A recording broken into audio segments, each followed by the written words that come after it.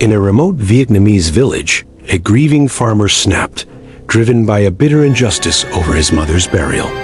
Armed with 2 machetes, he turned on relatives and neighbors, striking without mercy. By the end, 11 lives were lost, including 7 children, and nearly half the village was wounded. Villagers captured him after his suicide attempt, and he was swiftly sentenced to death. This is the chilling tale of a funeral turned massacre, where sorrow erupted into terror.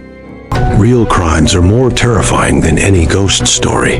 They are born from the darkest corners of the human mind, where greed, rage, and obsession twist into acts beyond imagination. In this channel, we dive deep into these chilling true events, unmasking the truth that hides in the shadows.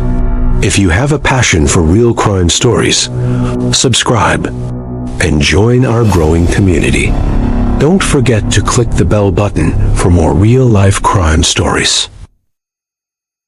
Dajang Van Man, a 35-year-old member of the Neng ethnic minority, lived a quiet but impoverished life as a rice farmer in Vietnam.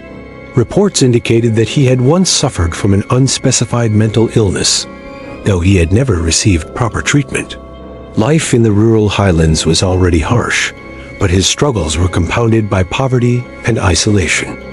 Man often worked long hours in the fields with little reward, living in a simple home that reflected his meager means. Neighbors described him as a reserved man, but one who could be unpredictable at times.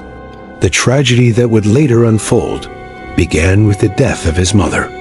According to accounts, Man dug a grave on village property to bury her, but local authorities denied him permission to use it. Forced to bury her in his own garden, he felt humiliated and rejected by the community. Despite his financial hardship, he borrowed heavily to finance a traditional funeral feast, an important cultural obligation among the Neng people. These debts weighed heavily on him, adding to the emotional toll of his mother's passing. On the 3rd day of the funeral rites, tensions rose when some guests complained there was not enough food and drink. This criticism, during a time of mourning, seemed to push Man over the edge. Without warning, he armed himself with 2 large machete-like knives, weapons he had used in farming. The atmosphere of solemnity turned to horror as he suddenly launched into a violent attack. The once quiet home became the epicenter of chaos. Man's first victims were an elderly woman who was preparing food in his house and a young child nearby. As panic spread, he left the house and began chasing neighbors and relatives throughout the village. Witnesses later recalled the screams and frantic attempts to flee as he struck indiscriminately. His rampage claimed the lives of 11 people, 7 of them children, leaving 6 others gravely injured, including his own wife. The brutality of the attack shocked even those familiar with rural disputes. In the aftermath of the massacre, villagers tried to comprehend the scale of the devastation. One of the wounded victims later died in the hospital, bringing further grief to the community. After the rampage, Moen attempted suicide by swallowing insecticide, but the villagers who captured him forced him to vomit it. His capture took place after a tense 4.5 hours of searching and pursuit.